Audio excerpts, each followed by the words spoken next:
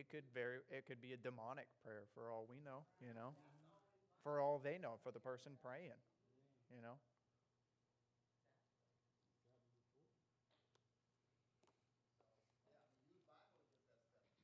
Right.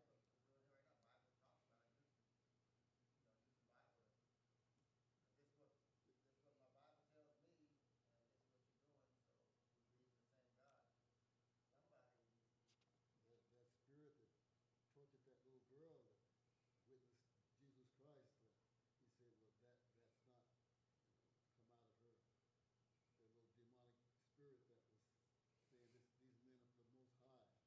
that was following Peter around. That wasn't the spirit of the Lord. All right. Anyone else got anything on that?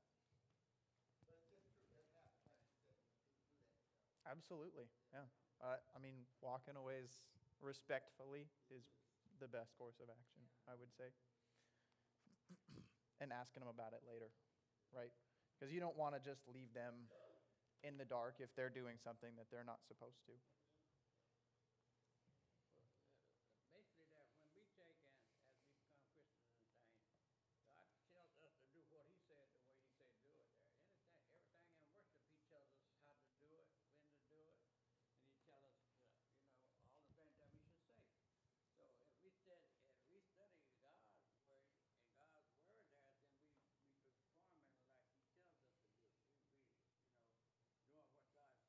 God said the way God said do it there, because it's a command, and everything that He tells us to do in worship, He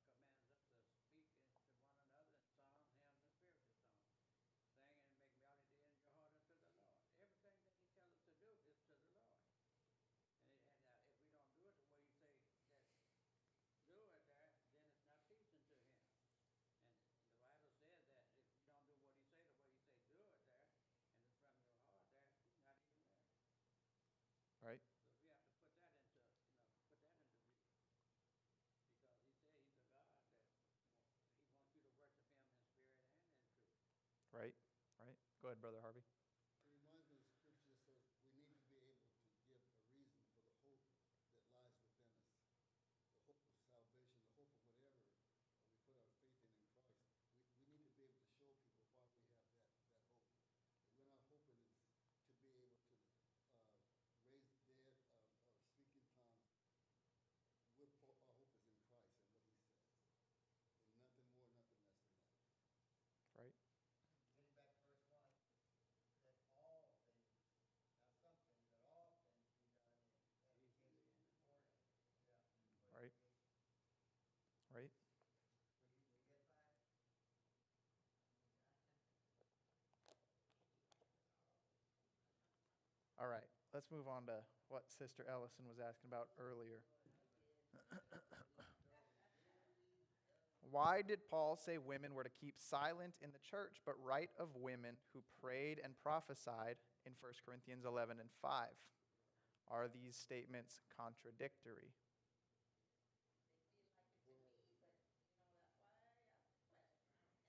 I do feel like it. But there is one pretty important distinction. The word in the church. In the church. Right? Women can be, spiritual leaders in their homes towards their children, but it's in the church. Well, and especially in this situation, I believe there was a group of women who were doing their own thing, right? They were being loud, saying what they wanted, singing when they wanted, in the church at Corinth specifically. But in the assembly, as they came together, that's what Paul said, as we come together. Right. Like you said, you're at your home, but as we all come together. So we have to understand, Old Testament, when they came together back, when they would come to the temple and synagogue or whatnot, everybody wasn't together back then. It was like you have the men and then the women who were on the outside. So this is a new thing, this New Testament church where we're all together now.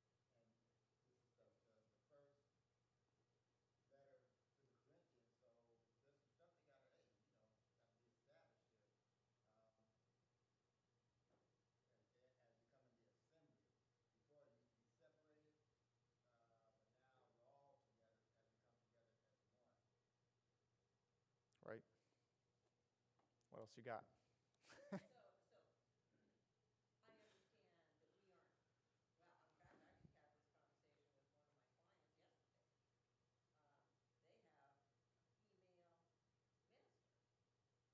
female minister. And I said, where in the word does it say that's okay? Well, it doesn't say it's not. Actually does, right? Well, that's true, but, we try to follow what is said. And I say, I'm not trying to tell anybody what they should think or do, but I'm just talking about what the word says. Um, so, she was really taken aback by that. So I'm not, if this is meaning we're not supposed to be teaching during the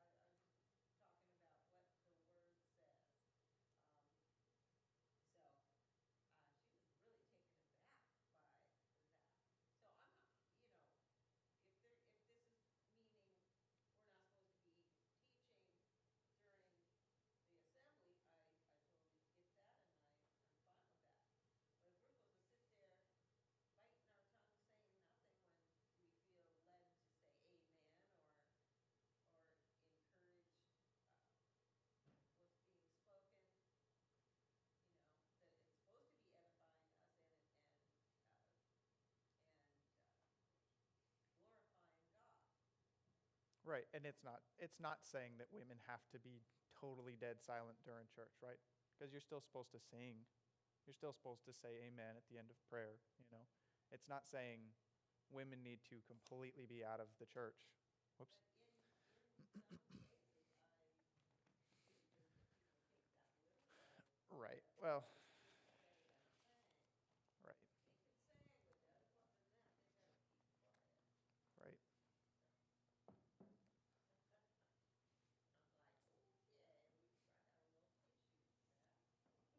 a little issue with that. Good. Say something else when you said that. Back in the Old Testament, the men were inside, and the women were on the outside. Were they being taught by whoever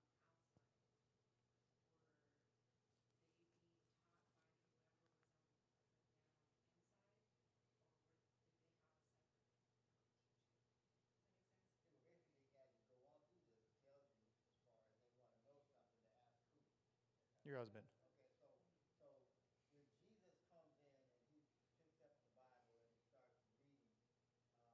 Okay, that's just men in there really reading, like they go through this thing. And so the women basically, if they're there, they'd be on the outside.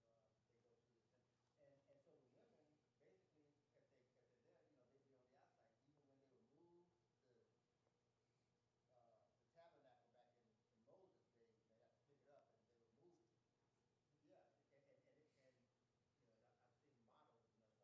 They had different sections. The biggest section was the part on the outer side, and then you work your way in, and then the smaller section was where the high priest was. So only he could go in there. Almost like a So, Mormon temple these days. yeah. And so, everybody couldn't go in there into those same places.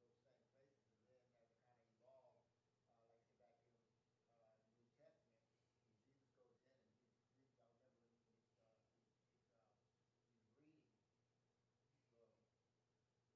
and then he sat back down. But then on the outer side, women would come. Well, even remember when Jesus was turning over the money table? Where was that at? Outside the tent.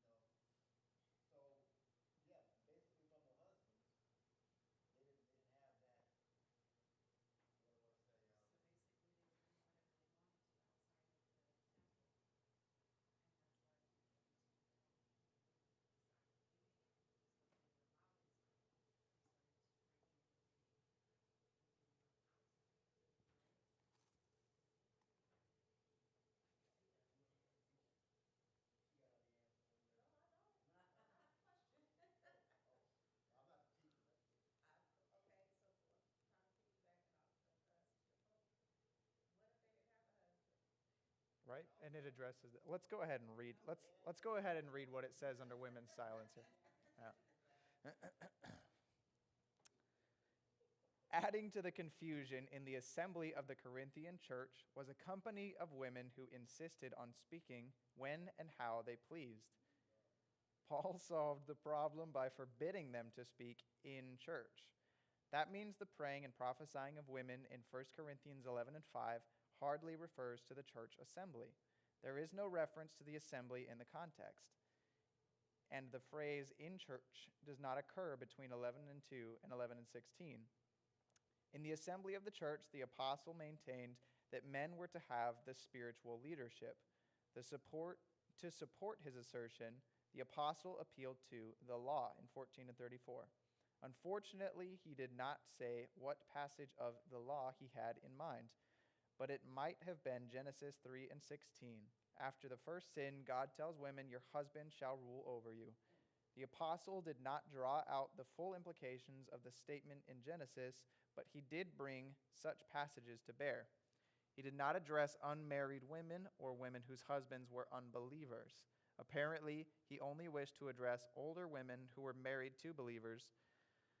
That is what the questions were about.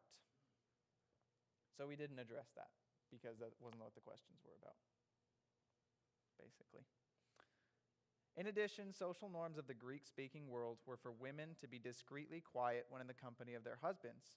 Plutarch, a priest at Delphi, and a wealthy contemporary of Paul's who wrote books about famous men, said that a woman should do her talking either to her husband or through her husband. He added, and she should not feel aggrieved if, like the flute player, she makes a more impressive sound through a tongue not her own. Christians were to follow norms, but the apostles' words demand more than conformity to customs. The universal norm for the church was for women to defer to men in the leadership of worship when the church assembled. This is not to say that women were to be absolutely silent in church assemblies. One cannot be absolutely silent, for example, and sing or greet fellow Christians. Rather, women should defer to their husbands in the leadership of the church. In particular, they were not to add to confusion and disorder in the church assemblies by insisting on speaking when they wished. Right.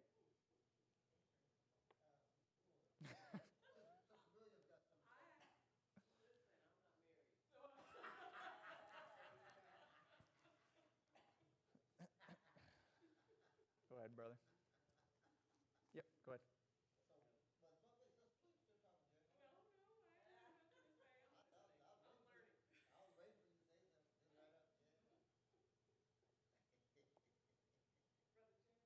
So add to the confusion is what you just said, because, I mean, basically, even with just the men, there still could be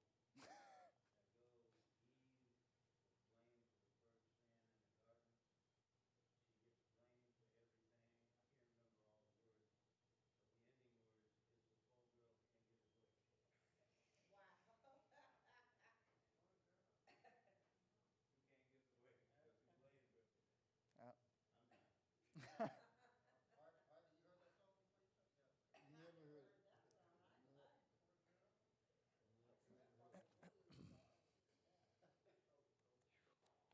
But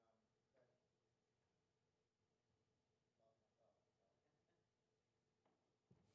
Right. Yeah. So that's one thing we got to keep in mind, and for context of everything that's said in this chapter is this chapter is really about the chaos that's going on inside the church at Corinth right now. Right. Paul's just trying to rope them in a little bit. All right. Any other questions? I just would have liked to have been a fly on the wall this time to see what that looked like. Right. Yeah. All the things we've heard about the Church of Corinth, just everyone's doing their own thing, speaking whatever language they feel like, singing when they feel like singing. They're all feasting. I'd like to know where I was walking. Back in the day, it's been a while, but it's kind of off subject. What I think about is what I experienced, and it was going to a wedding. It was an Indian wedding, and it was like in this big warehouse, and so much was going on. Everybody's under one roof, while the guys up there marrying them, you have the women over here, they're cooking all that curry going up in your nostrils. And then you have people over here, they're just in the back over here, they're just talking. So you have all this going on while the marriage is going on under one roof. And so when I think about this chapter, to my mind, I'm not saying it was like it, to my mind, it kind of goes on. That's what brings to my mind. So much is going on. It's confusing. Looking around, and then over here, and back here doing whatever, and over here, and just cooking and doing whatever. Yeah, they're grilling out, you know. Yeah. Yeah, and one place, and I just want, yeah, I mean, and they have their own ritual, and at one point, the brother of the groom comes up and steals the groom's shoe and runs off. The tradition is crazy. Everybody ought to go to an Indian wedding. Come out smelling like curry, I promise you. I bet so. I bet so. Sister Polk, did you have something? Well, I was just thinking, back as a woman back then, having to be outside and I got to do whatever I want.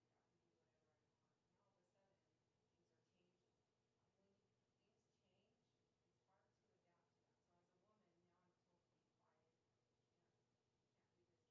could do what I wanted to do. So I guess it would be like a shock to me as a woman. Now you have to do this. Now you have to go to the husband. Now you've got to figure things out. You can't speak. You can't do this. You can't. But I was doing it before. So for me, it just would be like a change. Well, you're doing it around other women before, Right. right? In the presence of their husband, they were used to not talking at all unless they were spoken to, right? But I think to Sister's point, if you weren't married, right? So what does that mean? Are you excluded? Did you, I mean, I read the part where, you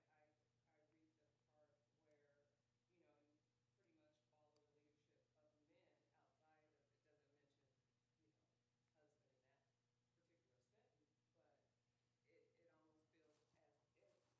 much follow the leadership of men outside of, it doesn't mention, husband in that particular sentence, but it almost feels as if those women who weren't married were excluded, right? So, I don't know, just makes you wonder if they were included in that congregation or if they were still outside. They would have been included in the congregation. They just weren't the problem that Paul was addressing here. And So so, the married women were the problem? Yeah. so basically, they would be talking with the married women, the ones that's not married, as far as they want to know something, and y'all know, can you ask your husband this?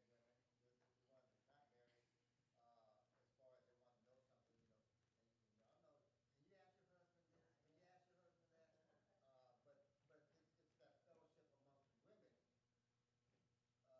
But it's that fellowship amongst women. So they still would, they're part of the service, but they would get their information from the other women who had access to the leadership, to the husband. Right? Right? Absolutely. Me think of that song, it's your thing. What you wanna do?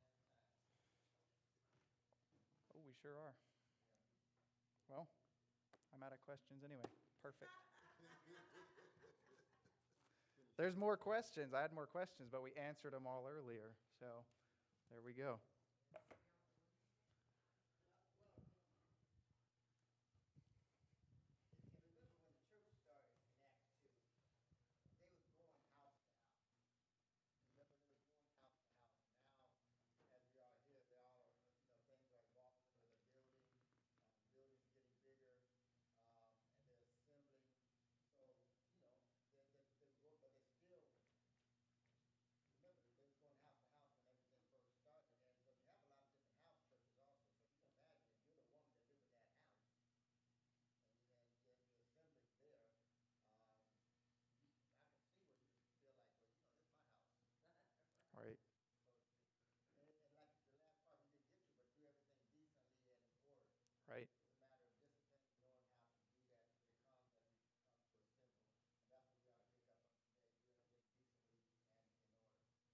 right? And it talks about it in there. There's a golden zone, right? Because if you're too decent and in order, it gets a little drab, you know? And if you're doing the same thing every week, if Brother Ellison told the same exact lesson every week, how many of us would keep coming, right? But then there's everybody's too loud. Brother Ellison's yelling in German in the corner, and Brother Lewis is giving his own lesson, right? Nobody wants to come to that church either. Right?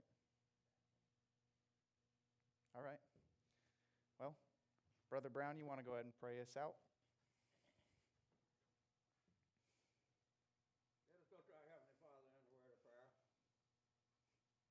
Our Heavenly Father, Father of our Lord and Savior Jesus Christ, we approach your throne of grace, Father, with bowed heads and humble hearts, Father. Thanking you, Father, for this time and this privilege, Father, that you have allotted us, that we could come out and sing songs unto your adorable name. Praise you as only you can praise.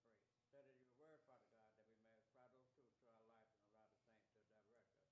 Bless us and be with us as we close out of the Sunday school and prepare to go into our worship. We pray, Father, that everything that we say and do would be pleasing and acceptable unto thee. For we ask you prayer and blessing in your Son, Jesus Christ. Let us together say amen. Amen.